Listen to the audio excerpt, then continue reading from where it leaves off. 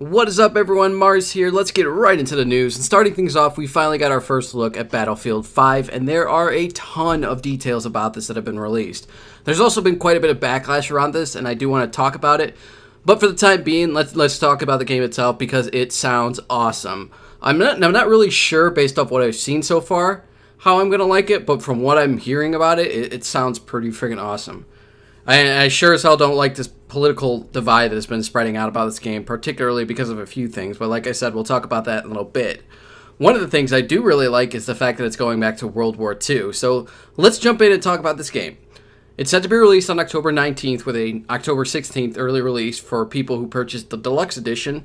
And people will be happy to hear that it does in fact include a campaign, which is great. Now, it does have something called War Stories. That's actually going to be the campaign for it. And when I first heard that, I thought, okay, maybe we're going to have something like a Battlefield 1 / Call of Duty Finest Hour sort of thing, where it's various stories from different allied forces being told. Yeah, not so much. The story actually revolves around the Norwegian resistance fighters during the German occupation, which is cool. We haven't really seen that in terms of World War II, so it'll be interesting to check out that perspective. You'll also have something called Company, which I'm guessing is just for single player, but you can alter basically your soldiers' faces, outfits, war paint, classes, archetypes, loadout, and special skills. Now for multiplayer, will take players on large-scale battles on land, sea, and air, of course, during World War II, with the primary focus being on the British and European forces, with additional sides coming in later updates, which I will talk about in a second. Some of the conflicts that player will be playing in is the North African campaign, the Battle of Rotterdam, and the occupation of Norway. The class system that Battlefield players have known and loved will be returning, and it will also allow players to select a class and give that class whatever tools, weapon, and cosmetics items they like. The classes can be upgraded for specific specializations, such as an assault class that's built more for an anti-tank setup. And, that's awesome, but it makes me wonder whether, you can actually go back and upgrade it a different way. So maybe one day you're feeling like going with that anti-tank assault class. Maybe the other day you want something that's more effective against infantry. I don't know yet, but I do know that the animation and physics for both players and the weapons have been overhauled, which gives weapons a much greater sense of weight to them, and soldiers now have a greater range of movement. You can now reverse prone, slide, shoot while sliding, grab nearby walls and gates, and medics will now be able to pull players that need to be revived away and into cover, which, that's cool and everything. It still doesn't make it any easier for medics, especially when the squad has no environmental awareness or group coordination, and there's always that one dude who just wants to play sniper the entire time, but other than, I do like that. Now let's talk about updates and microtransactions, because we all know how fun that is. But no, in actuality, I'm pretty excited about this because DICE seems to have learned their lesson from Star Wars Battlefront 2. They announced they plan to roll out new content on a schedule known as Tides of War, which, along with introducing new sides of war with new maps and weapons, will also introduce new timed events focusing on particular battles with set conditions, pathways to rewards, and special community events. DICE is also following in the format with Star Wars Battlefront 2 with one of the best things that came out of that game, and that is the announcement that there will not be a Season Pass or a Premium Edition for Battlefield 5. There will, however, be microtransactions, but we don't need to worry about anything like star cards or anything like that. No, instead, it's going to be focused entirely on cosmetic items for characters, and there won't be this pay-to-win mentality for it, so we don't have to worry about that. And all the in-game content and events will be available through general updates for the players, which is awesome. So in all, this game is actually looking pretty awesome. It looks like it's going to be pretty freaking cool. But there is a number of people who are turned off by the game simply because of the trailer, and there's a couple of reasons why I've been hearing around the internet. And I want to share those to you guys because I'm going to be honest with you. I don't think gaming outlets have been doing a very good job of it. I think they've really kind of dropped the ball with this whole thing. And I also think that DICE developers have also got lumped into this as well because they themselves have been making comments that, I've been kind of judgmental towards the fan base, and I want to talk about it because there's one reason in particular that this whole thing really seems to stem around, and I don't really understand why, and I'll explain it a little bit, but first let's get into the first reason.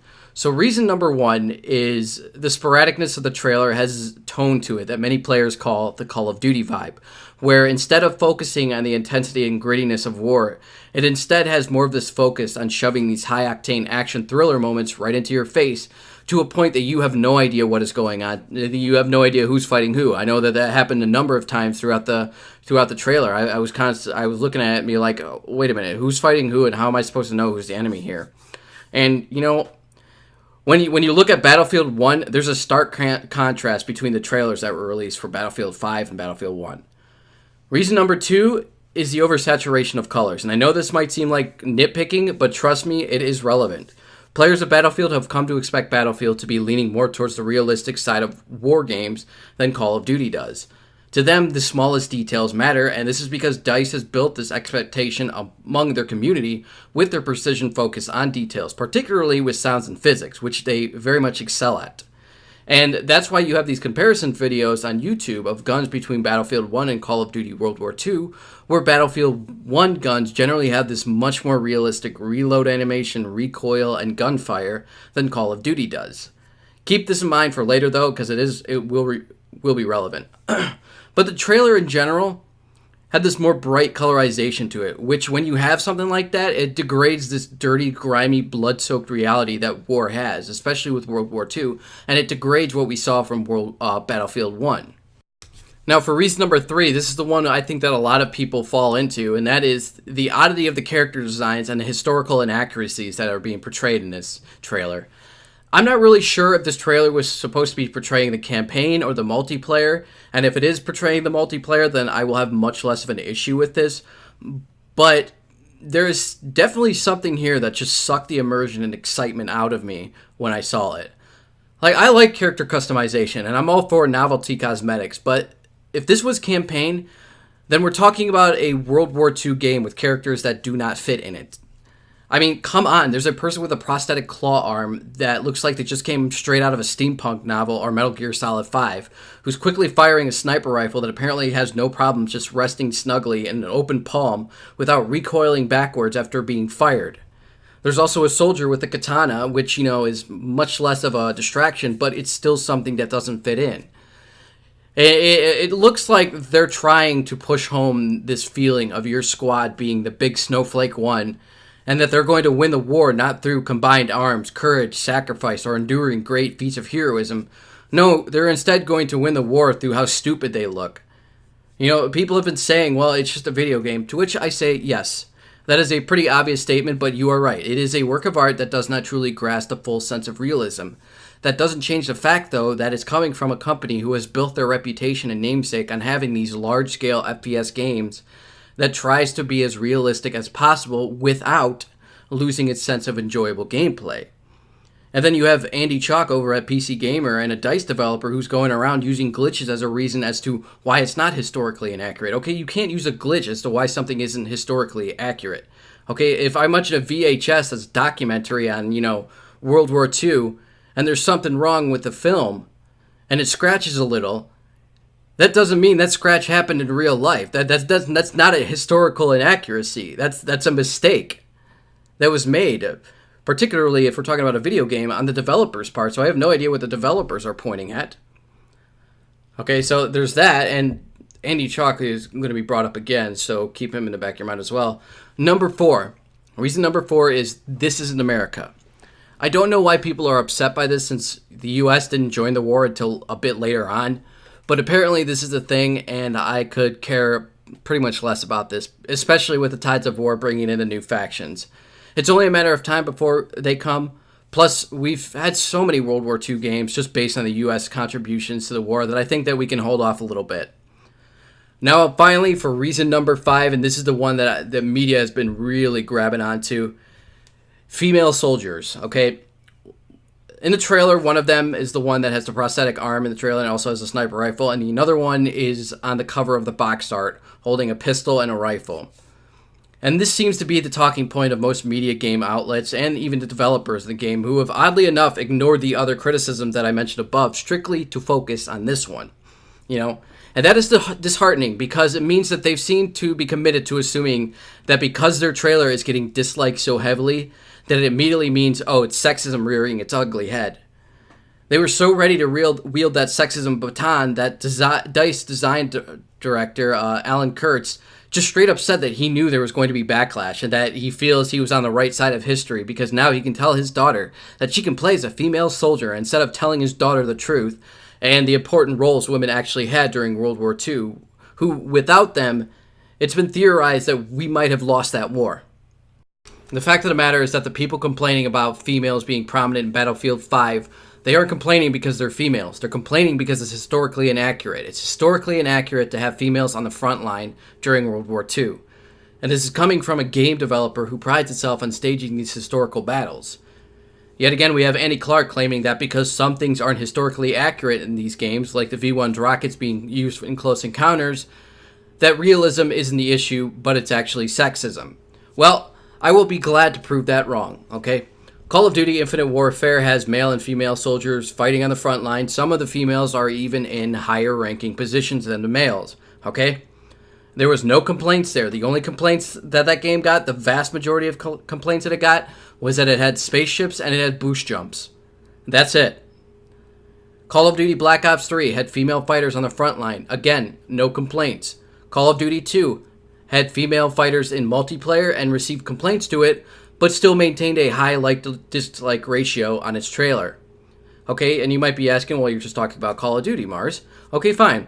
Battlefield 4. You have Greenland, who is a U.S. Marine, who fights in the front line. You have Hannah, and you have Hawkins. Hawkins is actually a pilot, and I think Hannah is a Chinese fighter or something like that. I don't remember the specifics on it. Okay, but once again, there were no complaints from the same community that is now complaining about this. And furthermore, why weren't female fighters introduced then?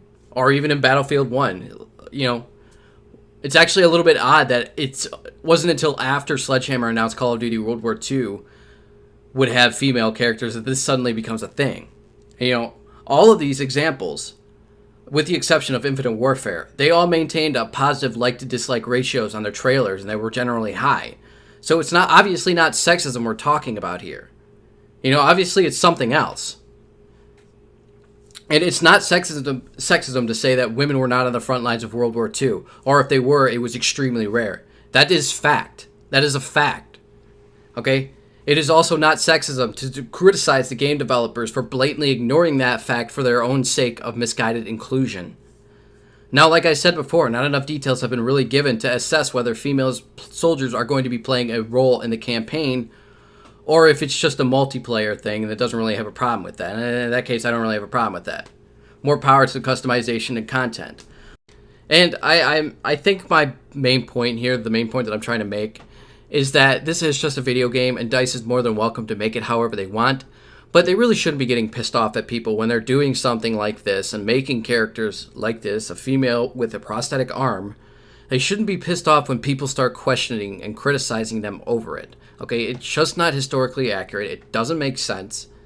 And they also have to understand that they are going against the expectations of their community, who expect their game to have a historical outlook on these large-scale battles. And when you start introducing this Braveheart-looking British woman with a claw arm and saying that she's a prominent fighter in World War II, and then not give any real details as to whether we're talking about campaign or multiplayer here, people are going to start questioning you over that. They're going to start criticizing you. You can't just turn to them and be like, oh, you're a sexist for doing that because she's a female. The same way that you can't say to people, oh, well, you're saying that a female is on the box art, you must be sexist. Okay?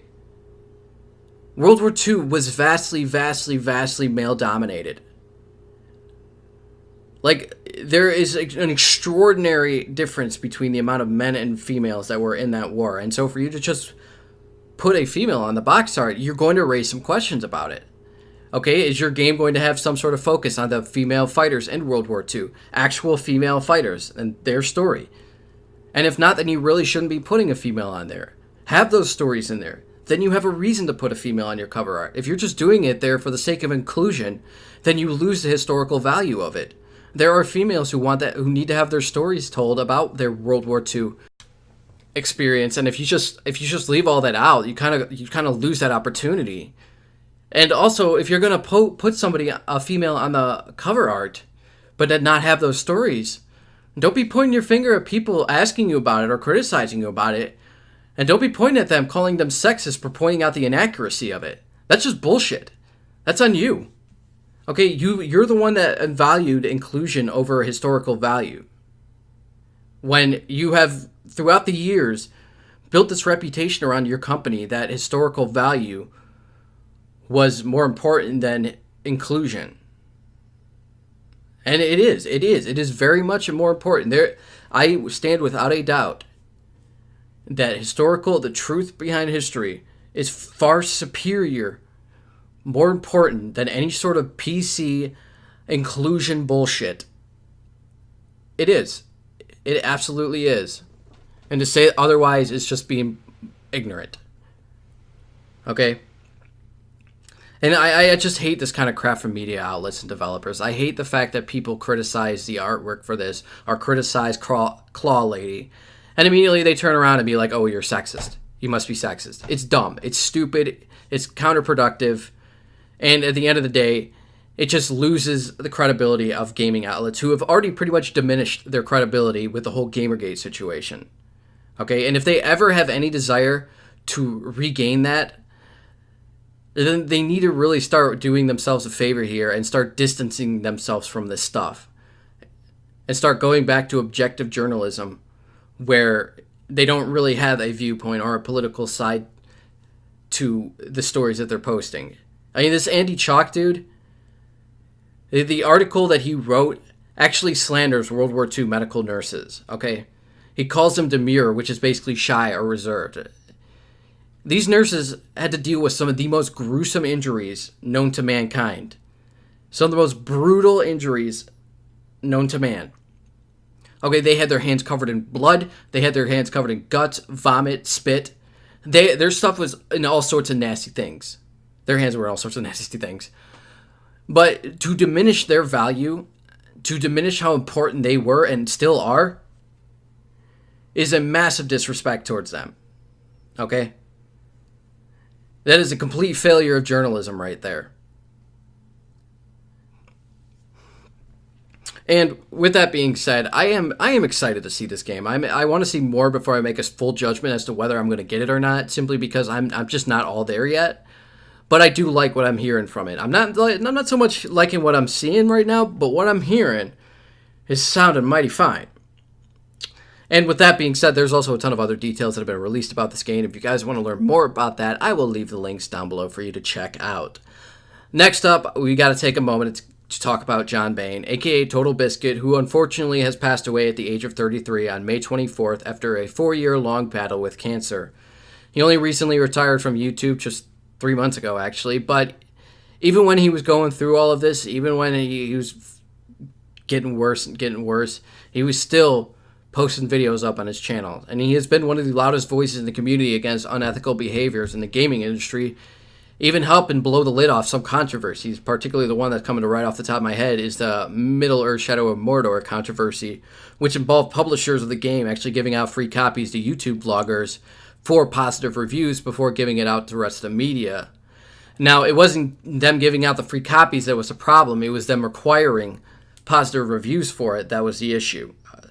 That actually goes against Federal Trade Commission rules. Anyways, his wife, Gina Bain, posted the update on Twitter, and I just want to say a thing or two before we move on about him. I want to be brutally honest. When I first found this guy on YouTube, I thought he was a complete dick. Like, I found his video on Need for Speed Rivals, and he basically broke the game because he forced it to go above 30 frames per second, which it was basically locked at, and it completely fritzed the game. It completely haywired the game. And he basically talked down on it for that. And at the time being, I really didn't understand why he was being so harsh with it when he was the one who went out and broke it. But as I watched more videos by him, as I became more accustomed to his ways, I developed an understanding of where he was coming from, and he soon became one of those critics that I go to for those very in-depth analysis of games. The things that you can't even think of, he talks about. And I was always amused at amused at what he was doing, you know. Also, his What the Fuck series is phenomenal. It introduced me to a bunch of gold nuggets that have been hidden on Steam, so that's always a plus. And, I mean, without him, who do I have to turn to for that kind of stuff? I mean, Jim Sterling? Nah, I'll rather pass. But in all seriousness, I am going to miss the dude. Let's talk about some new music videos. We have Enter Shikari, who has released their new music video, Undercover Agents. Motionless and White has released their new music video, which is actually pretty awesome. It's called Voices. And Panic at the Disco has released their new song, High Hopes. And I have a couple other things, but we're going to wrap it up for this video, seeing as it's already a 20-minute video. I do want to say that I do want to remind everyone that it's Memorial Day today, and that I do send out my most sincerest gratitude to all the servicemen and women out there who are putting their lives on the line to keep us and our country safe. Because without them, there honestly wouldn't be an us. So thank you guys for that. And as always, if you guys enjoyed the video, please feel free to leave a like. If you didn't, dislike. If you want more, hit the subscribe. And as always, I will see you all on the next one. Mars out.